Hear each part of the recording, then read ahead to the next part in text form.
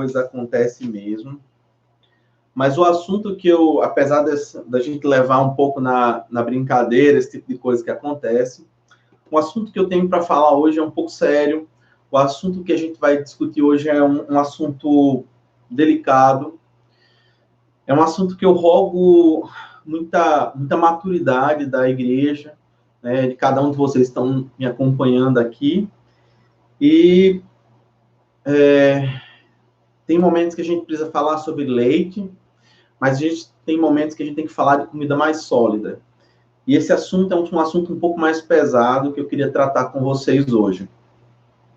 Que bom que vocês estão me ouvindo bem. Eu anotei algumas questões aqui sobre o cenário que a gente está enfrentando e que enfrenta todos os dias no mundo, né? Eu queria trazer hoje algumas estatísticas para vocês.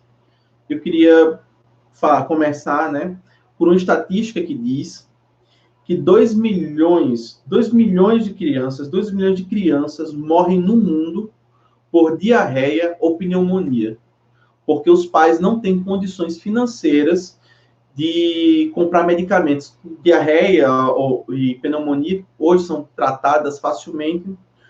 2 milhões de crianças morrem, o que seria equivalente a 2 regiões metropolitanas de Natal. Hoje, nossa região metropolitana tem 1 milhão, 2 milhões de crianças morrem no mundo por diarreia e pneumonia.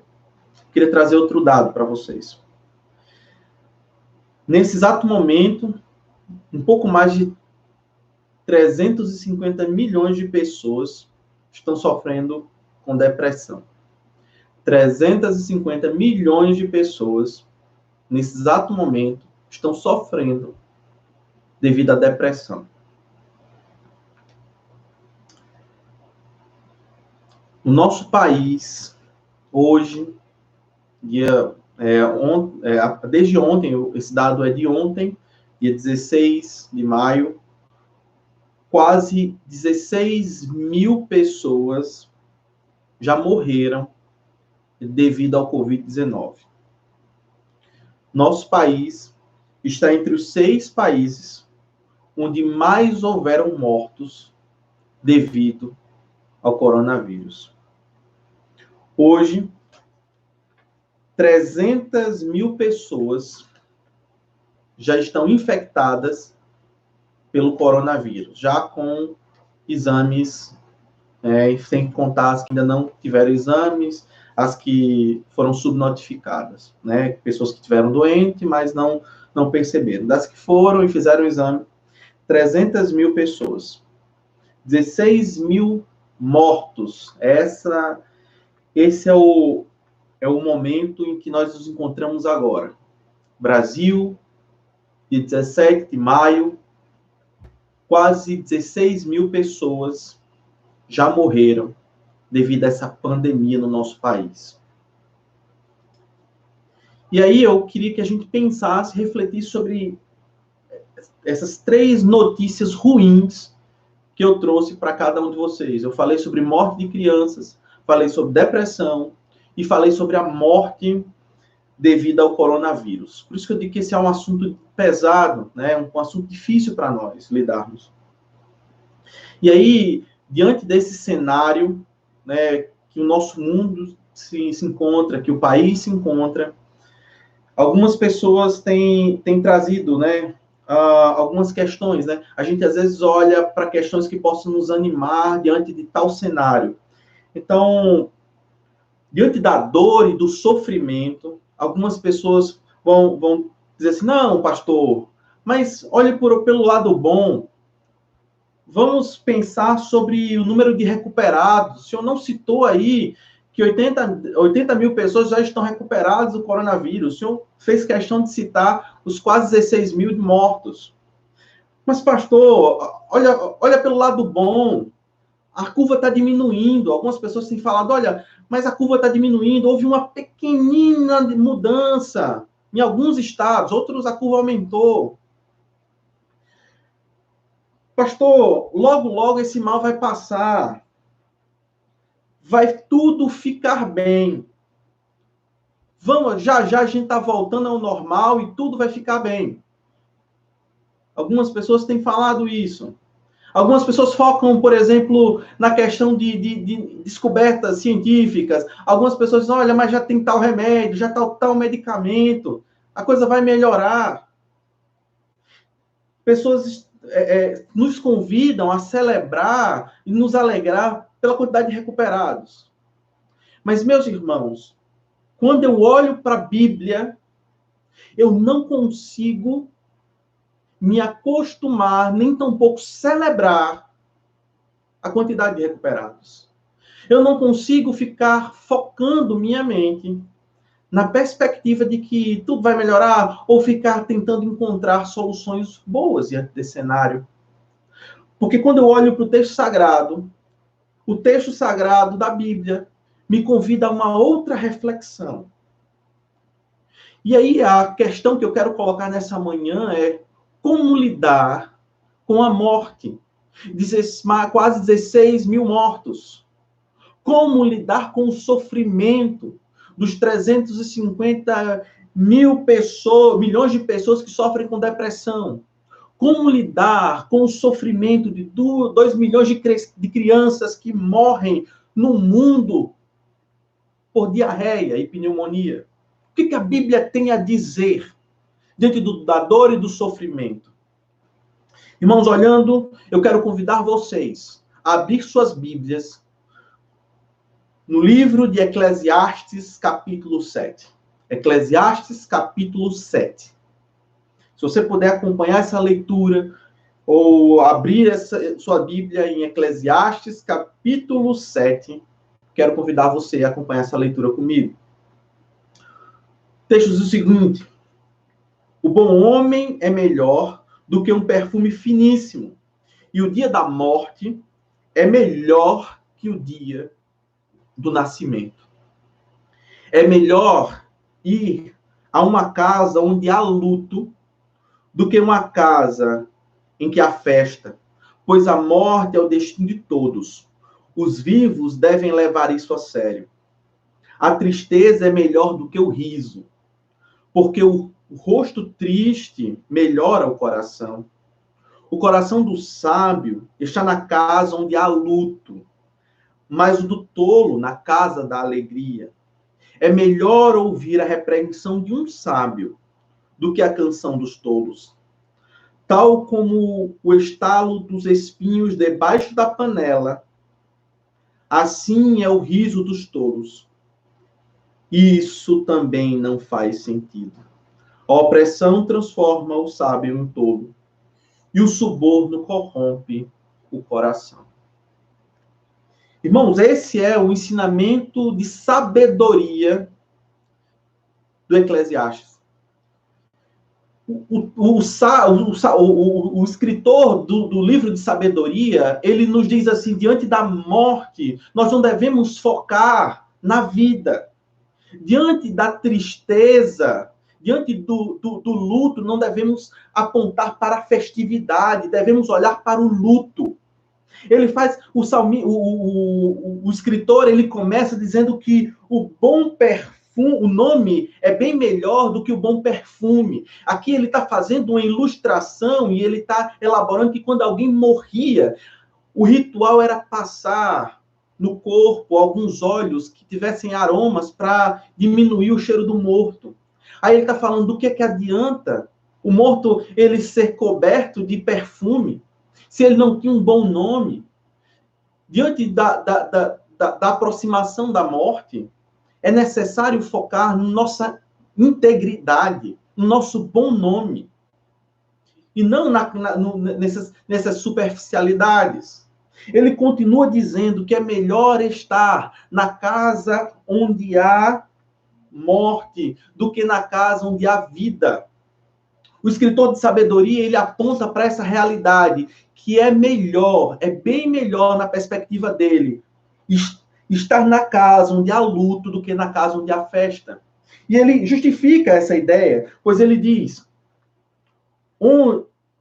pois a morte é o destino de todos, os vivos devem levar isso a sério. Ele está dizendo que é melhor estar na casa onde há luto, porque nós todos temos que ser conscientes desse problema, dessa condição da morte. O que eu quero dizer com isso? Irmãos, eu não sou contrário a gente olhar para os recuperados. Eu não sou contrário, de forma nenhuma, a gente celebrar a busca de medicamentos. De forma nenhuma, eu nego que em alguns países a situação está ficando melhor. Mas como cristão, eu não posso fechar os meus olhos para os mortos. Eu não posso fechar os meus olhos para as famílias que estão em luto. Eu não posso fechar meus olhos e focar nos recuperados, sem focar naqueles que morreram. Pois o escritor do Eclesiastes me diz que é melhor olhar para o luto do que para a vida. A gente não pode, de forma nenhuma, ignorar essa realidade. Mas por que, pastor, você está dizendo isso? Porque, meus irmãos, nós podemos correr o risco de estar buscando anestésicos.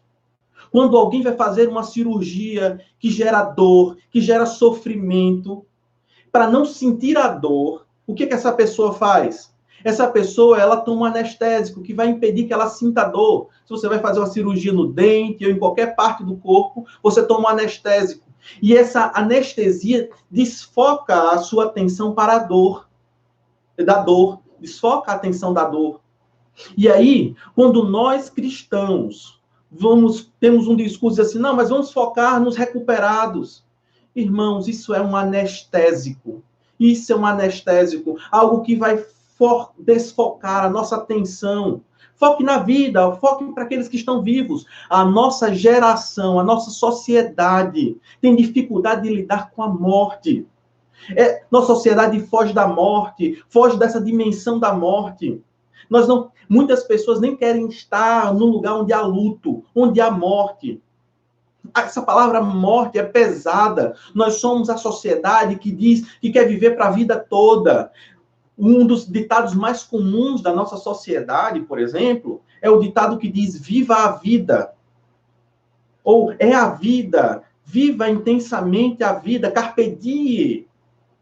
Irmãos, nós olhamos para os livros de sabedoria e esse livro ele vai contrapor a lógica dessa sociedade que foca na vida, dizendo que é melhor focar na morte. É melhor olhar para o luto. E aí você diz assim, pastor, mas como assim? Como é que o escritor pode dizer que é melhor olhar para o luto do que para a vida? Nós vivemos dentro de uma sociedade que diz o contrário. Igreja do Senhor, o escritor nos diz que devemos olhar para o luto e não necessariamente para a vida, porque é a morte que nos traz a constatação de quem nós somos, de que um dia vamos passar.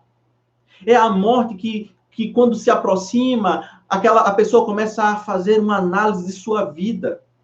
Quando alguém se aproxima do dia de sua morte, começa a analisar, começa a procurar pessoas para pedir perdão, para buscar o perdão dessas pessoas. Quem nunca disse, olha, tente morrer com a paz de todos, peça perdão a todos. Então, o escritor está dizendo que isso não deve ser feito só quando nos aproximamos da morte. Quando a morte ela é evidente, quando a morte se aproxima, diante de um cenário como o nosso, de 16 mil mortos, é necessário que nós olhemos para essa realidade e faça essa reflexão. Como está a nossa conduta de vida? Como estamos levando essa vida? Que destinos? Sua vida está carregada de integridade? Você pode dizer que o seu bom nome cristão foi uma marca em todo momento que você viveu, esteve aqui? Que o seu bom nome cristão pode ser dito, olha, fulano de tal, foi de fato um cristão, um servo fiel a Deus. Então, quando o escritor ele diz que devemos focar no luto, ele diz que é para que a gente foque nessa constatação, nessa análise da vida. A vida ela é passageira. O salmista, o salmo que nós lemos no início, diz que os dias eles se passam e passam rápido como o vento, rapidamente. Ele nos convida a contar os nossos dias. E aí, contar os nossos dias nos traz sabedoria, porque eu faço essa reflexão hoje, não deixo para fazer essa reflexão amanhã. O salmista diz que é melhor o dia da morte do que o dia da vida, do que o dia do nascimento. Essa realidade ela é muito forte, porque apesar das dificuldades que a gente passa todo dia por estarmos vivos, é a caminhada diária que me traz sabedoria. Quando nós nascemos do zero, não temos uma carga de informações muito grande. Mas o passar dos dias traz informações, traz uma bagagem. E quando nós refletimos sobre a morte, é necessário pararmos e pensarmos o que está dentro da sua bagagem. Hoje, dia 17 de maio, o que você tem carregado ao longo da sua vida? Você tem carregado integridade, obediência aos mandamentos, perdão, amor ao próximo. Por isso que o salmista nos convida, ou o salmista não, por isso que o sábio escritor do livro Eclesiastes nos diz: olhe para a casa do luto e não para a casa da festa. A nossa sociedade é uma sociedade que quer se anestesiar quando olha só para os lados positivos, quando foge da morte. E aí o escritor ele diz o seguinte: a tristeza é melhor do que o sorriso. O coração do sábio está na casa onde há luto e o do tolo na casa da alegria. É um chamado a não, em nenhum momento, deixarmos levar pelo anestesiar dessa vida. Não busque anestésicos, mas pare hoje e reflita sobre a morte, pois essa reflexão trará sabedoria para a sua vida. E uma das maiores sabedorias é que nós, como igreja, hoje, devemos acolher os enlutados.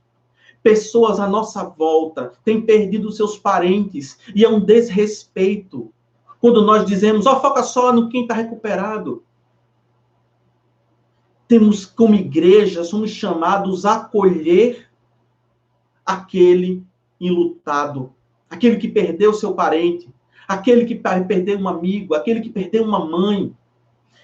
Nós não podemos focar em números. Esses 16 mil não são números, mas é aquela mãe que criou aquele filho.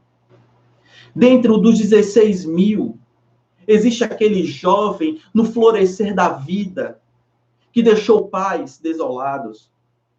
Como igreja do Senhor, nossa missão é propagar a esperança. É apontar que a esperança não está apenas nos recuperados, mas a esperança está em Cristo, que consola o coração triste, o coração decepcionado. O nosso foco, e claro, eu quero que essa situação se resolva o mais rápido possível. E quando eu digo isso, eu quero que você entenda que o fato de eu querer que essa situação se resolva não está associada a anestésicos. Eu quero que essa situação resolva, mas isso não é o que me traz esperança, isso não é o que me anestesia, pois eu consigo chorar com os que choram, eu consigo lamentar com os que estão tristes, dos que estão decepcionados, os que perderam. Porque eu olho para o texto sagrado e ele me diz que é melhor olhar para os mortos, porque é a morte que me traz reflexões, que me traz sabedoria, é a morte que me faz buscar aquele que precisa do consolo. O escritor, ele diz ao final que aqueles que estão sorrindo, aqueles que focam no lado positivo, são como um estalo de espinhos debaixo da panela. Assim os risos dos tolos, assim também não faz sentido, isso também não faz sentido. Às vezes no português a gente não entenda, mas o estalar dos espinhos da panela. Espinho em hebraico é hirar. Hi-ha, ha-ha, ha-ha. Então, ele tá... E panela é riche, é hi-ha-ha-ish, hi-ha-ha-ish. O que é isso? O salmista está usando uma figura, uma metonímia, uma figura de linguagem de som, para dizer o som da risada. Então ele diz assim, a gente não pode ficar focando na risada. Isso não faz sentido. O espinho, quando ele queima, ele rapidamente pega fogo, mas rapidamente ele se apaga. A risada, ela pode ser alta, mas rapidamente ela silencia. Ninguém vive rindo, porque se todo mundo fica se rindo, isso é um tolo. A sociedade que a gente vive vende a ideia da felicidade, que todo mundo tem que viver feliz, que você tem que estar sorrindo. Então não foca na morte, não foca nos 16 mil, vamos focar no que está bom. Irmãos, não é assim que as Sagradas Escrituras caminham a vida. Ela nos chama a um chamado diligente para olhar a realidade dessa vida. Porque só quando nós olhamos a realidade dessa vida é que entendemos quem é a solução do problema. Só quando entendemos a realidade é que conseguimos entender quem é a solução do problema. Se ficarmos apenas focando nas soluções, nos anestesiamos. Mas quando olhamos de frente para o problema, podemos perceber quem é aquele que soluciona os problemas. Eu faço agora uma ponte com o ministério de Jesus. Diante da morte de Lázaro, Jesus olhou para os seus discípulos e disse, aquela morte não é para a tristeza, mas é para a glória de Deus. Ele vai até Lázaro e ressuscita Lázaro. Jesus, ele olha, ele se entristece porque o amigo, é normal a tristeza. Jesus, ele olha para a morte de seu amigo e ele se entristece. Jesus, ele poderia focar numa dimensão toda poderosa. Ele disse assim, eu, filho de Deus, vou lá e vou fazer um milagre. E ele não precisaria chorar. Mas Jesus, ele olha para a morte de Lázaro e ele chora. Ele não, o seu poder, a sua majestade não anestesia o sofrimento, mas é aquilo que o aproxima do ser humano. Então, para você, para mim, para você, Igreja do Senhor, devemos buscar boas notícias, mas jamais podemos fechar os nossos olhos para a realidade. Não podemos dizer jamais que morte acontece. Somos chamados a chorar com os que choram. Mas a gente só quer se alegrar com os que se alegram. Só queremos olhar para os recuperados. Só queremos olhar para o remédio que está chegando. Devemos olhar também para os que choram. Você, crente fiel em Jesus Cristo, procure pessoas enlutadas. Ligue para essa pessoa. Traga uma palavra de conforto. Faça uma reflexão de sua vida. Analise o caminho que você está trilhando. Esse é o chamado sincero do sábio. Esse é o chamado de Moisés quando diz: conte os seus dias. Não se deixe levar pela maré anestésica da contemporaneidade. Mas olhe na morte, em primeiro lugar, uma dimensão de reflexão. E, em segundo lugar, um espaço de acolhimento, onde você pode anunciar o Evangelho de Jesus Cristo. E que essa morte, apesar de dolorosa, possa servir para a glória de Deus. Que pessoas possam conhecer Jesus Cristo por meio da sua vida, por meio da forma como você acolhe o enlutado, porque você está na casa do luto. Você não quer fugir do luto e da tristeza. Só estando na casa do luto é que você pode apresentar a esperança de Jesus Cristo. Que o Senhor nos abençoe. Vamos orar. Pai Todo-Poderoso, nos ajuda a livrar-nos de qualquer tipo de anestésico, qualquer tipo de coisa que queira nos desfocar da dura realidade. E nesse exercício, que cada vez mais possamos nos agarrar à esperança que só o Senhor pode nos dar. A esperança além dessa vida, a esperança cotidiana, a esperança que só está na cruz.